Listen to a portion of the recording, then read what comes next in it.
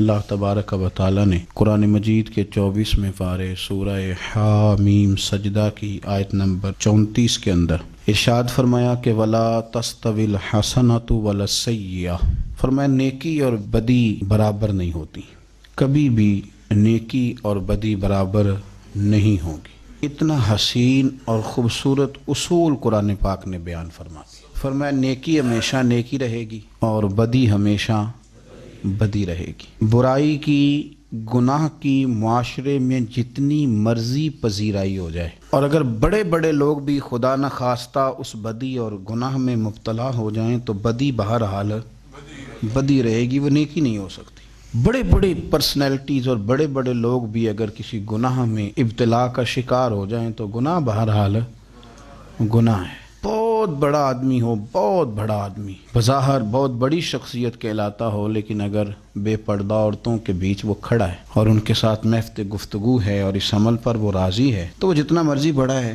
گناہ تو گناہ ہی رہے گا، اس نے نیکی نہیں بننا۔ بڑی شخصیت اس ابتلا میں مبتلا ہو یا برائی کی بہت زیادہ پذیرائی ہو، لوگ برائی کو بہت زیادہ اہمیت دینے لگ جائیں تو پھر بھی وہ اچھائی نہیں بنتی۔ لوگ یہ کہتے ہیں جی یہ کام سارے لوگ کر رہے ہیں، بھئی سارے کیا، ساری دنیا کرے، لیکن برائی نے برائی ہی رہنا ہے، اس نے اچھائی نہیں بننا۔ نیکی ہمیشہ نیکی رہتی ہے۔ کوئی بندہ اس بات کو اہمیت نہ دے کہ گلی سے روڑا اٹھانا چاہیے، نہ لوگ اس کو اہمیت دیں، نہ کوئی بڑا کام سمجھیں، لیکن میرے نبی پاک علیہ السلام نے فرمایا یہ نیکی ہے تو یہ نیکی رہے گی، نہ لوگ توجہ کریں۔ لوگ بے شک یہی سمجھیں کہ لاکھوں روپیہ لگانا ہی صدقہ ہے، لوگ یہی سمجھیں کہ جانوروں کا ذبح کرنا ہی صدقہ ہے، لیکن حضور صلی اللہ علیہ وسلم نے فرمایا مسکرا کے ملنا بھی صدقہ ہے، تو مسکرا کے ملنا بھی صدقہ ہی رہے گا۔ نہ لوگ اس پر توجہ دیں، رویوں کو تلخ رکھیں اور جیبوں کو کھلا رکھیں، تو چونکہ مسکرا کے ملنا خیر ہے تو لوگوں کے چھوٹا سمجھنے سے اس خیر نے کوئی ختم نہیں ہو جانا۔ خیر تو خیر ہی رہتی ہے، شر ہمیشہ شر رہتا ہے۔ تو یاد رکھیں کہ نیکی اور بدی کبھی برابر نہیں ہوتی۔ خیر کا کام ہمیشہ خیر کا کام رہتا ہے، برائی کا کام ہمیشہ برائی۔ اور پھر ایک اور بات بھی، برائی پر لیبل جتنا مرضی اچھا لگا لیا جائے، پیپر جتنا مرضی اچھا چڑھا لیا جائے، برائی کی وضاحت کرنے والے جتنی مرضی اچھی وضاحت کریں، لیکن اس کے باوجود بھی برائی ہمیشہ برائی رہے گی، وہ کبھی نیکی نہیں بن سکتی۔ یہ یاد رکھ لیں، اس کو سمجھ لیں۔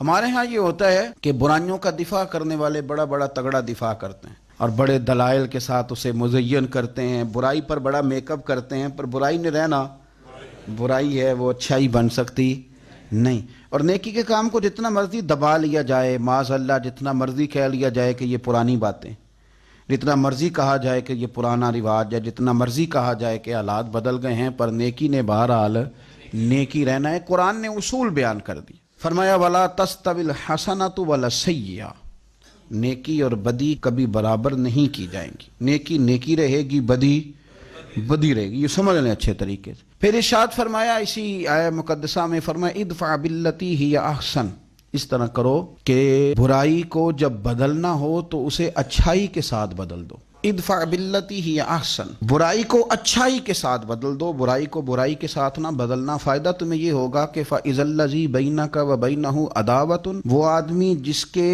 اور تمہارے بیچ بہت گہری عداوت بھی ہوگی، جن لوگوں کے بیچ اور تمہارے بیچ اگر عداوت ہوگی اور تم نے ان کی برائی کو اچھائی سے بدل دیا تو ملے گا کیا، كَأَنَّهُ وَلِيٌّ حَمِيمٌ، وہ جس کے اور تمہارے بیچ گہری عداوت تھی نا، اب تمہاری اور اس کے درمیان گہری دوستی ہو جائے گی۔ ولی حمیم، وہ تمہارا گہرا دوست بن جائے گا۔ عداوت والوں کو دوست بنانے کا طریقہ، دشمنوں کو دوست بنانے کا طریقہ جو قرآن پاک نے بیان کیا ہے وہ یہ ہے کہ ادفع باللتی ہی احسن، اس طرح کرو کہ برائی کا بدلہ برائی سے نہ دو بلکہ برائی کا بدلہ اچھائی کے ساتھ دو، پھر تمہاری دشمنیاں دوستیوں میں بدلیں گی۔